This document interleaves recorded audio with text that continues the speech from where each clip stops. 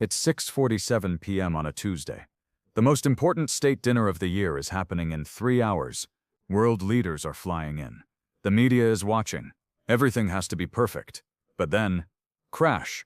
Chef Antoine Dubois, the palace's head chef for 15 years, slips on a patch of spilled olive oil in the kitchen. His ankle twists with a sickening crack that echoes through the entire culinary wing. The man responsible for feeding presidents and prime ministers is now on the floor, writhing in agony. The kitchen staff freezes. Sous chefs exchange panicked glances. Junior cooks drop their knives. The elaborate 7-course menu, months in the planning, suddenly seems impossible. But here's where it gets interesting. Kate Middleton happens to be walking past the kitchen at that exact moment. She's supposed to be getting ready, choosing between 3 evening gowns her stylist laid out. Instead, she hears the commotion and pushes through the swing doors. What she sees stops her cold. Antoine is being helped to a chair, his face pale with pain. The kitchen is in chaos. Half-prepared dishes sit abandoned on counters. Sauces are burning on the stove. The carefully orchestrated timeline that keeps a royal dinner service running like clockwork has just exploded into a million pieces. Most people would call for help. Most people would find someone else to handle it. Most people would back away slowly and let the professionals figure it out. Kate Middleton is not most people. She walks straight to the prep station, grabs a white apron from a hook, and ties it around her designer dress. The kitchen goes dead silent. "Right," she says, rolling up her sleeves. "What needs doing first?" The sous chef, Maria, stares at her like she's seeing a ghost. "Your Royal Highness, you don't need to." "Maria." Kate's voice is calm but firm. "We have 64 guests arriving in less than 3 hours. Tell me what needs doing." And that's when something magical happens. Maria straightens up, points to the sauce station. The beurre blanc needs constant stirring or it'll break. The lamb Wellington needs to go in the oven in 40 minutes. The chocolate soufflés are only half prepared. Kate nods, walks to the sauce station, picks up a whisk. "Show me." For the next 2 hours and 47 minutes, the future Queen of England works in that kitchen like she's been doing it her whole life. She stirs sauces without letting them break. She plates appetizers with hands that have signed state documents. She tastes, adjusts seasoning, and coordinates timing like a conductor leading an orchestra. But here's the part that nobody expected. She's not just helping, she's leading. When young Tom, the newest kitchen assistant, starts crying from the pressure, Kate pauses her sauce stirring to put a gentle hand on his shoulder. When Maria second-guesses herself on the lamb temperature, Kate calmly says, "Trust your instincts, you know what you're doing." The kitchen transforms. What was chaos becomes choreography. What was panic becomes purpose. At 8:30 p.m., the first course goes out. Perfect scallops with cauliflower puree. Not a single plate comes back unfinished. At 9:15 p.m., the lamb Wellington emerges from the oven. Golden flaky pastry. Pink tender meat. It's restaurant-quality perfection achieved under impossible circumstances. At 10:45 p.m., the chocolate soufflé rise like magic. 64 individual masterpieces that would make a Michelin-starred chef weep with envy. But the real magic isn't in the food, it's in what happens next. During the dinner service, Kate excuses herself between courses. She doesn't go to touch up her makeup or check her hair. She goes back to the kitchen. "How's Antoine?" she asks. The head chef, now with his ankle elevated and properly iced, smiles through his pain. "Your Highness, I cannot thank you enough. You saved us tonight." "We saved us tonight," Kate corrects him. She stays until the last plate is served, until the last glass is washed, until every member of the kitchen staff has been personally thanked.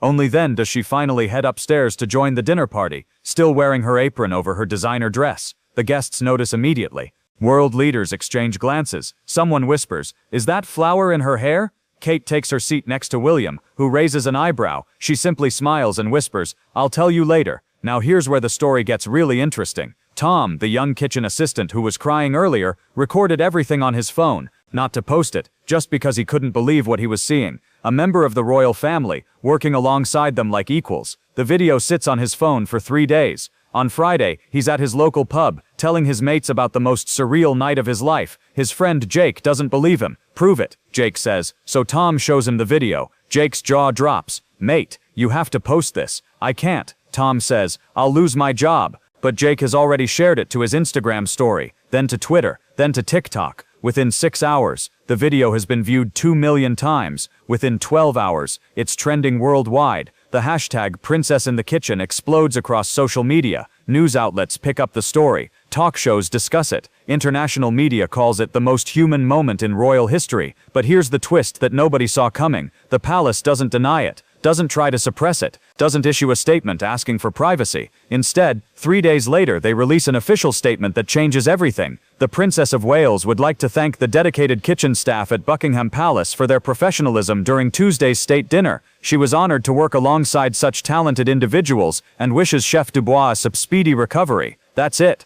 No apology, no explanation, no attempt to downplay what happened, just acknowledgement. The internet loses its collective mind. Comments flood in from around the world. This is what leadership looks like. She didn't just help, she rolled up her sleeves and got to work. Imagine being so comfortable in your own skin that you're not afraid to serve others. But the most powerful response comes from an unexpected source. Chef Antoine Dubois himself goes on BBC News. With tears in his eyes, he says, "In 15 years of working for the royal family, I have seen many acts of kindness. But what the princess did that night, she didn't see herself as above us. She saw herself as one of us. That's not just kindness, that's humanity." The video goes on to become the most watched royal-related content in internet history. It spawns a movement. Serve Others starts trending. People begin sharing their own stories of unexpected kindness, of leaders who aren't afraid to get their hands dirty, of moments when someone chose service over status. 6 months later, Kate launches a new initiative supporting hospitality workers across the UK. She visits restaurant kitchens, hotel housekeeping departments, and catering services, always ready to roll up her sleeves,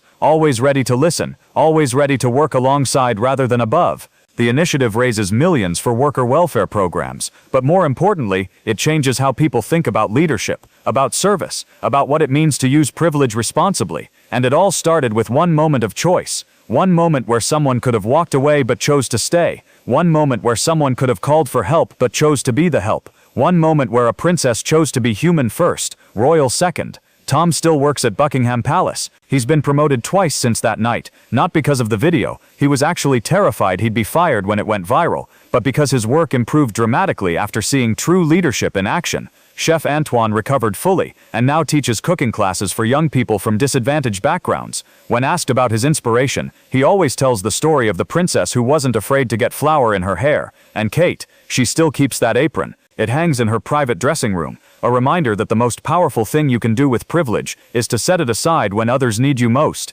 The video has been viewed over 500 million times now. It's been translated into dozens of languages. Parents show it to their children as an example of real leadership.